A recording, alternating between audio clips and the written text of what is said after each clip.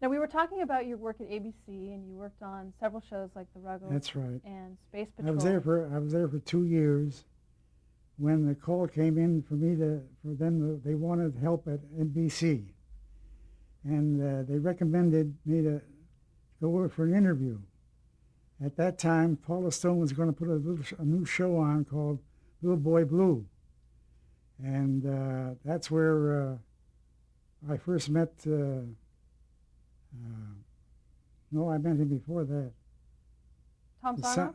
No, what's the name? Not Tom Sarno. Oh my God, the senator. Oh. How can I forget his name? Not O'Brien. What was his name? I don't recall. Oh yeah, it's in the book. It's in the pictures. You saw it. That's all right. Well, we'll come back to that. I'll come back Yeah, to it. you'll come back to Anyways, that. we do. So when I went in for the interview, uh, the gentleman who interviewed me wanted to know what I did in show business. So I explained to him I was a prop man. And then one of the things he says, "Do you know what a Chesterfield chair is?" I said, "Yes, I know what a Chesterfield chair is. It's a chair with curved legs on it." And so they said, "Well, when can you work for us?" I said, "You can't work now because," I said, "I've got an assignment with Paula Stone, and I've got to, what do you call it, I've got to do her show first."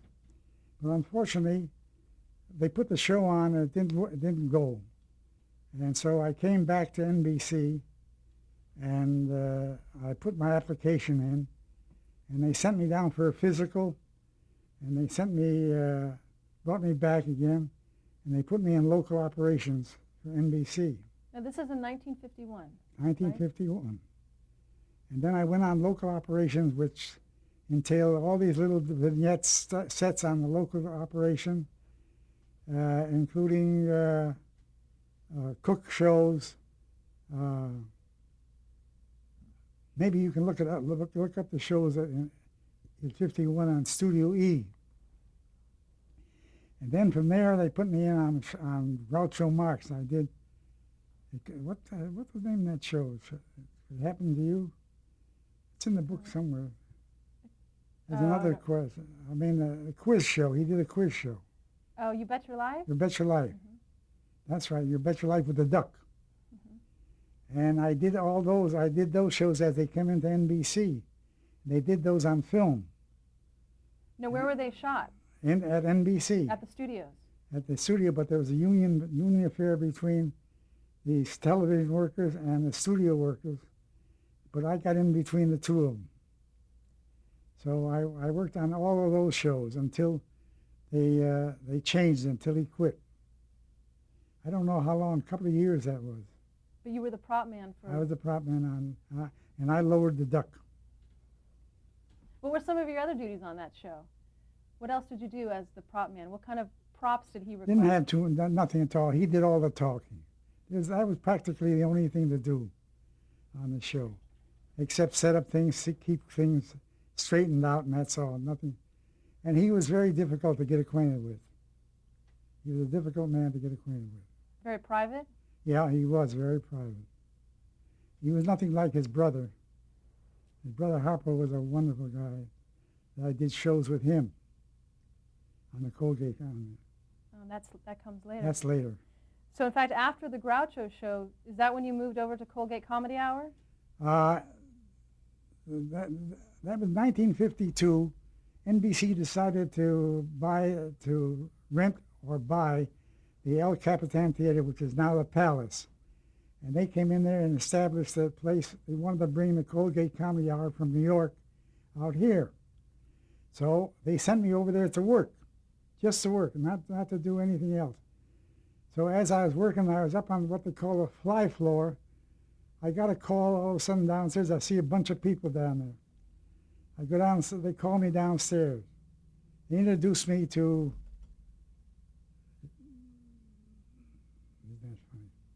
they introduced me to a representative of NBC from New York. Pat Weaver? No. This was one of their executives on the Colgate show. And they said they were looking for a prop man. But they wanted a prop man with experience, Broadway experience. I said, I don't want that job. I don't have nothing to do with that job. I said, I want to be here in the theater. I want to be the prop man of the theater. That's it. Well, now, wait a minute. We'll talk this over. So we got talking over. And they said, they started asking me questions about my past experiences. So finally, I said, okay, all right, I'll take it. I'll be the prop man. So that's how I got to be the prop man of the Colgate Comedy Hour. Now that show had several rotating hosts. Yes, they did. And it was a very difficult show to do. Why is that? Well, because I used to do 2 shows in 1 week. And I was at that time was called a production prop man. And we had a separate unit altogether of the Colgate Comedy Hour, which was not connected with NBC. It was a separate unit. And the agency owned the show. Campbell, was it Campbell? No. It's very difficult again to remember the show. Maybe you can remember who owned the show at that time. Anyways, I become the property man of it, and I met.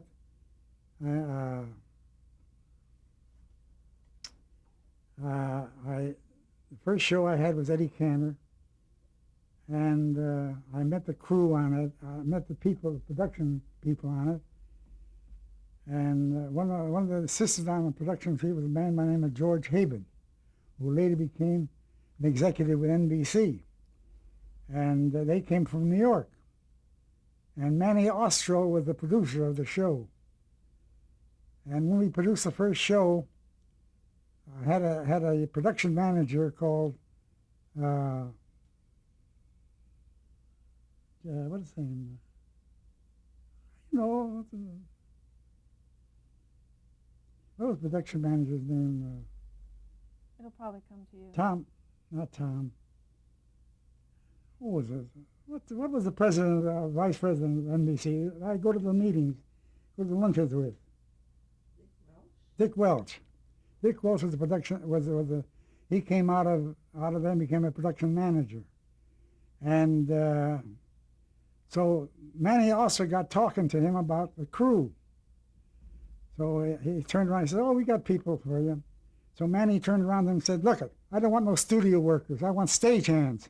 If you can't get stagehands here, I'll bring them out from New York." That's how big Eddie Cantor was with the show.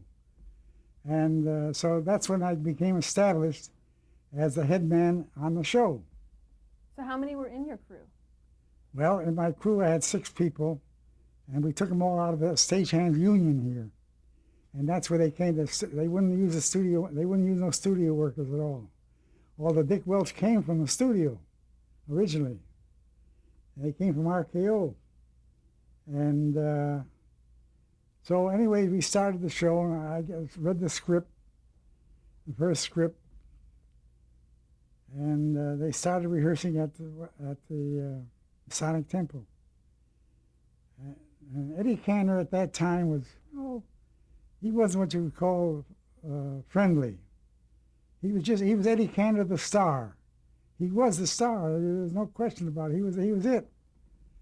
So I used to get the props together to attend rehearsals, and one incident happened there where one day I came in there and they told me I was too late in getting the props there at the rehearsal. I said, "What are you talking about?" I got mad. So we want the props when we start rehearsal. So I went out and I got the props in a hurry, went to the prop houses and picked up all the props, took them up to the rehearsal hall, and I threw them in the corner. I said, "Here's your goddamn props."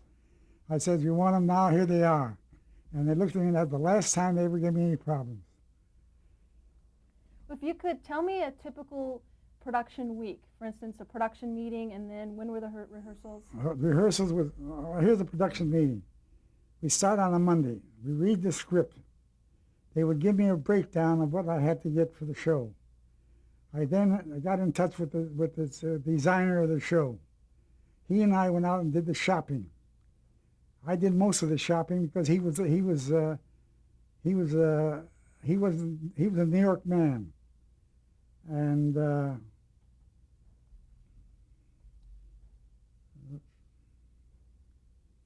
isn't that funny? I told you what his name was. anyways, and then we'd go to rehearsals, and I'd stay there for the rehearsals until all afternoon. Okay, before we were interrupted, we were talking about... But I wanted to say something prior to that. When they first told me about the Colgate Comedy Hour, I was told that the shows I was going to do. At that time, they signed Donald O'Connor. They told me I was going to do Martin and Lewis. They told me I was going to do Abbott and Costello. They told me I was going to do, well, not Bob Hope at that time. Jimmy Durante? No, Durante came later. But those are the 4 shows that they started. And then we had another called Saturday Night Review, if you remember that show. That had stars like Danny Thomas, Jimmy Durante, I can't think of the other 2 names. The guest stars they had in there. But anyways, getting back to the rehearsal again, I started on a Monday, as I told you, reading the script. On Tuesday and Wednesday, I went out with the art director. Firth Ullman was his name.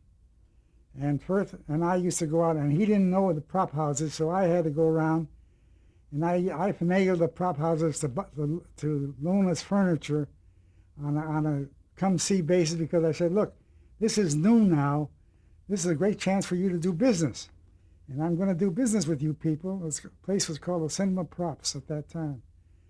And so he loaded us up with 3 loads of furniture and various props for the show. Then we go back to the rehearsal hall, which was at the Masonic Temple on Hollywood, and we used to sit there and watch the rehearsals, which would start at, say, 9, 10 o'clock in the morning.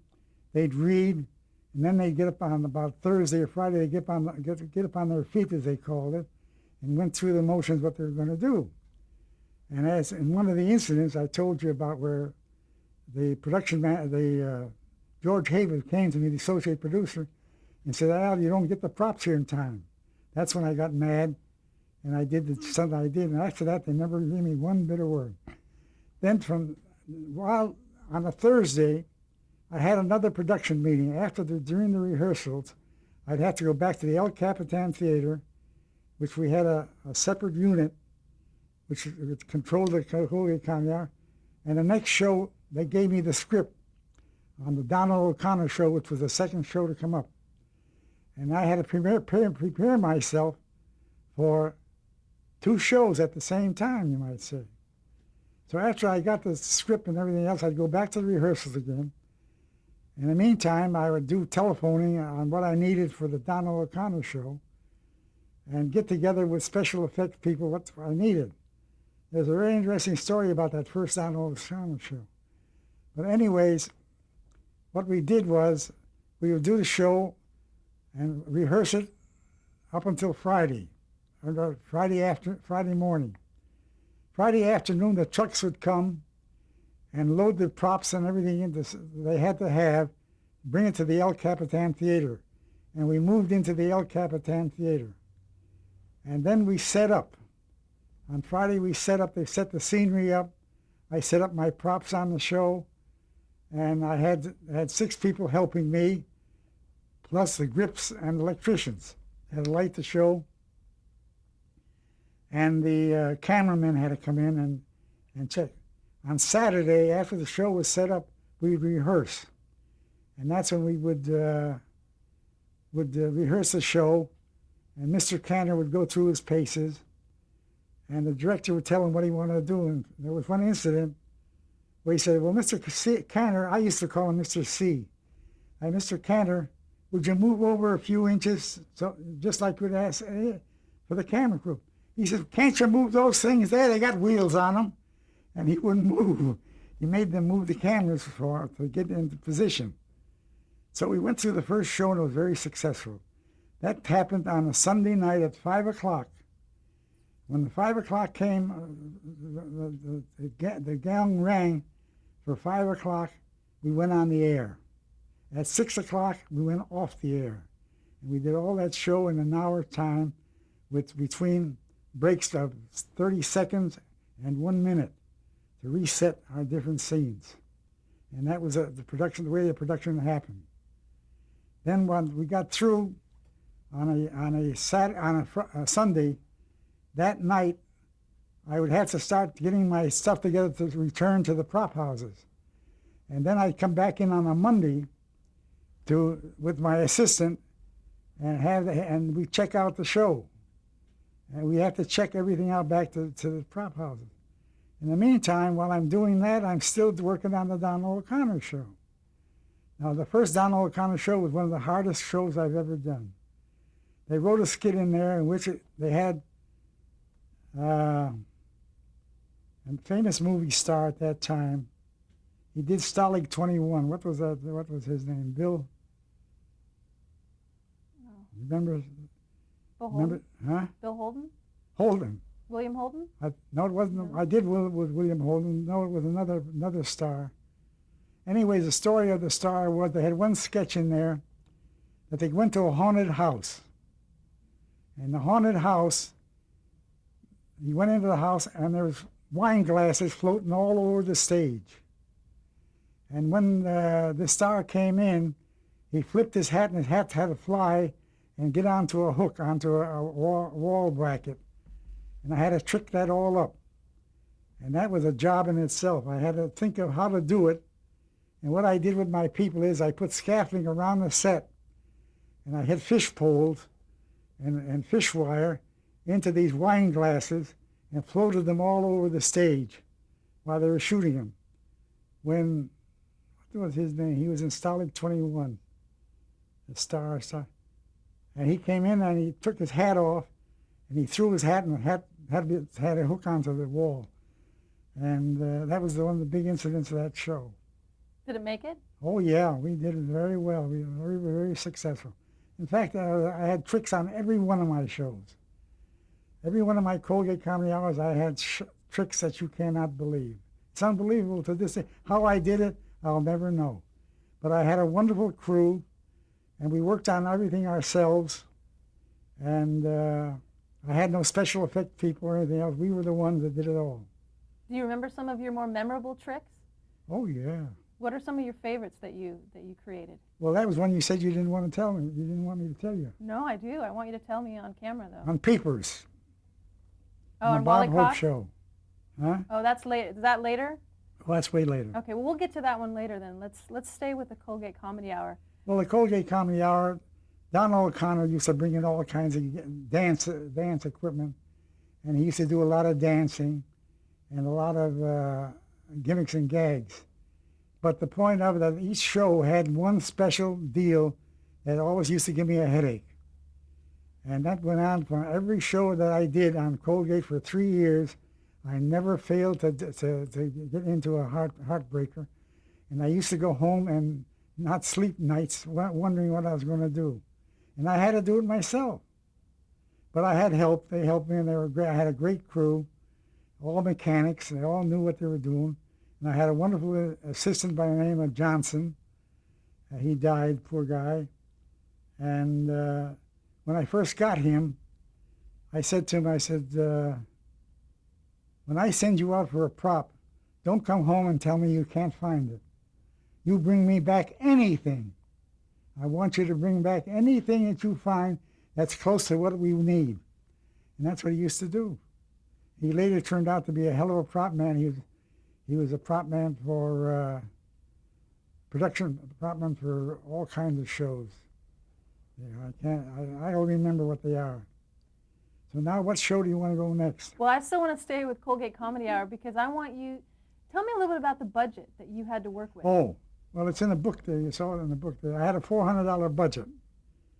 Dick Welch was a great unit man. He had to see to it that for that budget, I had to rent pianos. I had transportation to pay for.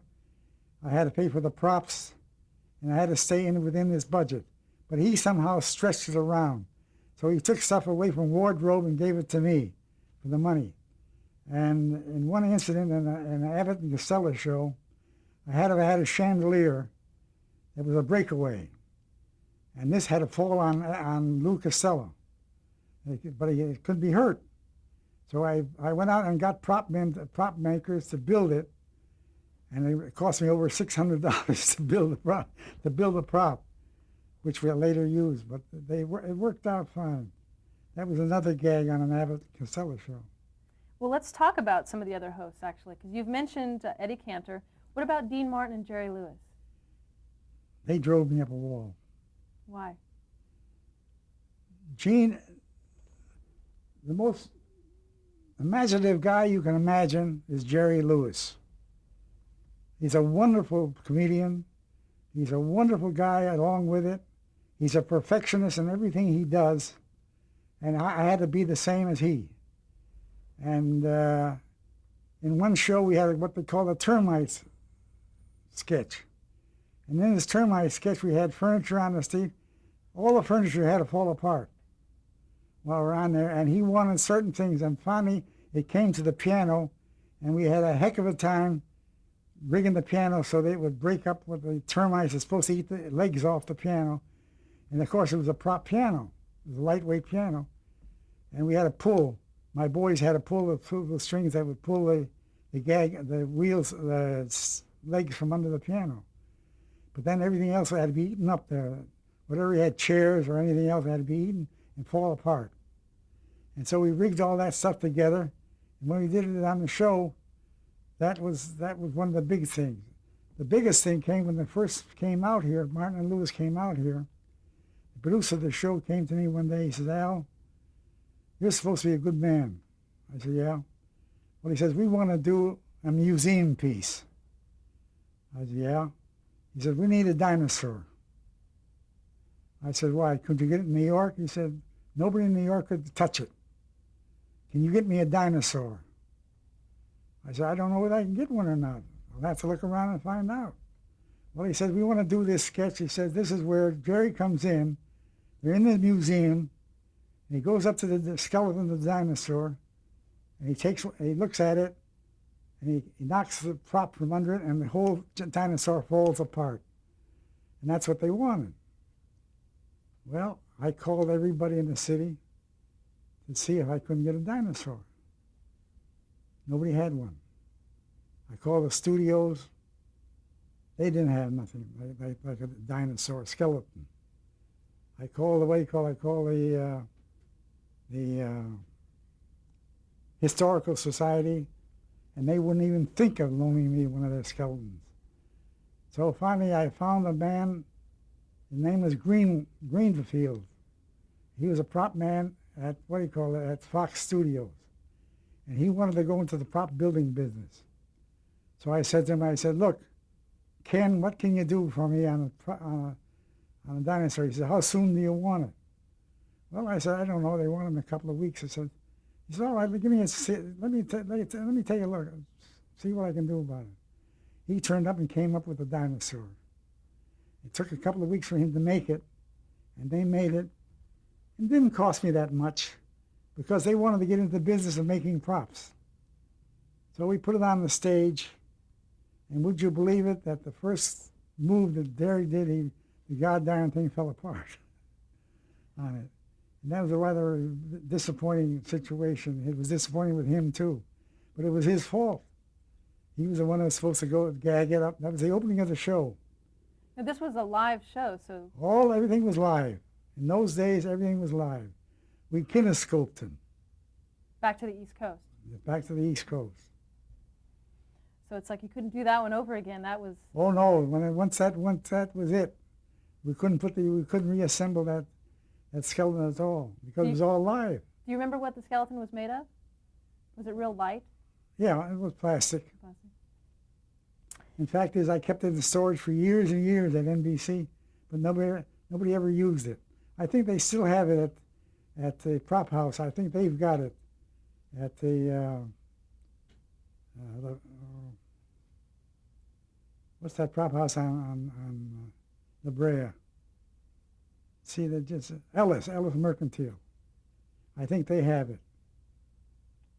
That's funny. What other things do you want to know about? Well, you also, we touched briefly on Donald O'Connor, but you worked a lot with him on the Colgate Comedy Hour. Tell me about him. Donald, I have never in my life worked with anybody so cooperative and so nice to be around. Not only did he make you a friend of his, which I'm still a friend of his right to this very day, but we did shows, but he was great for dancing, and he did a lot of his work in dancing.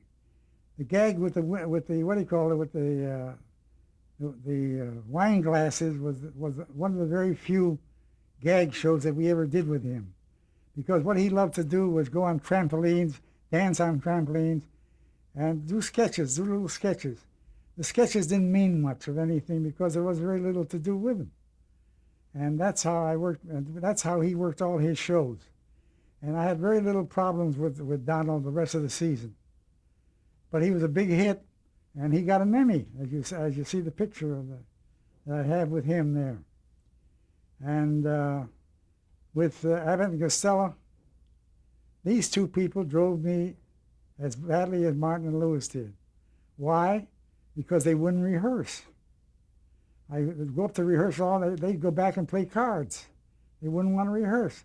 I used to say, Lou, I says, for Christ's sake, I'm going to kill you. He says, don't worry about it, you just do it.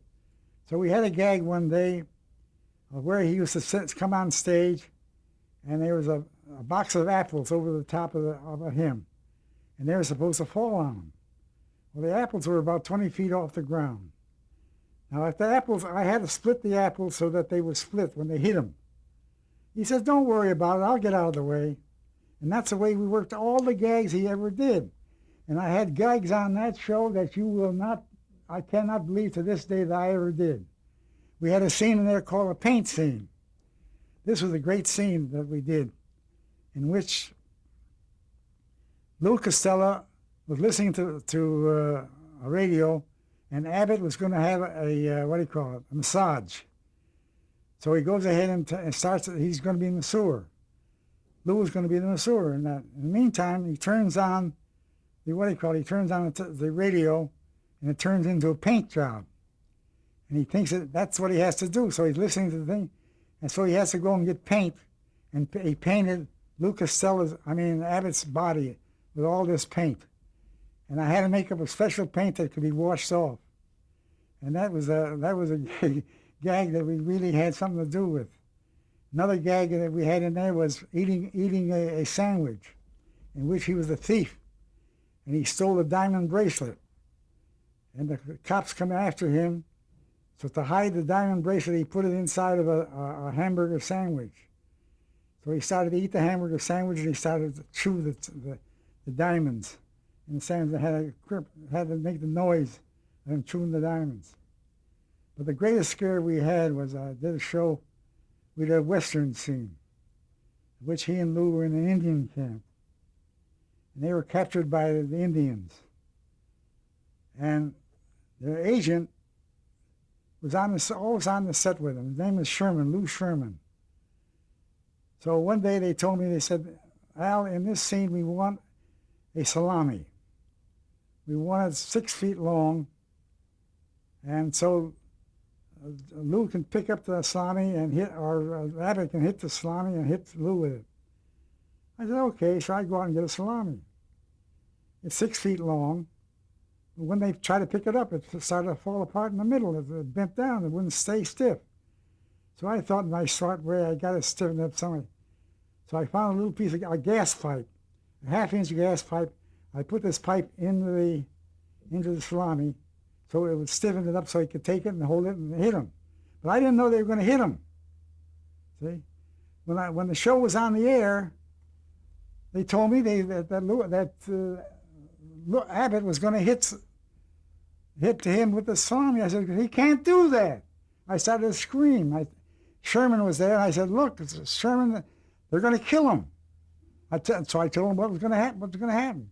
He says, what the hell did you do? What'd you do? I said, I had to fix the salami. So I said, so we started running around the set hollering, don't use the salami, don't use the salami. And they didn't use it, so, but the manager was so angry at me for putting it. We're gonna continue with that in just a second, okay? We're gonna cut tape here.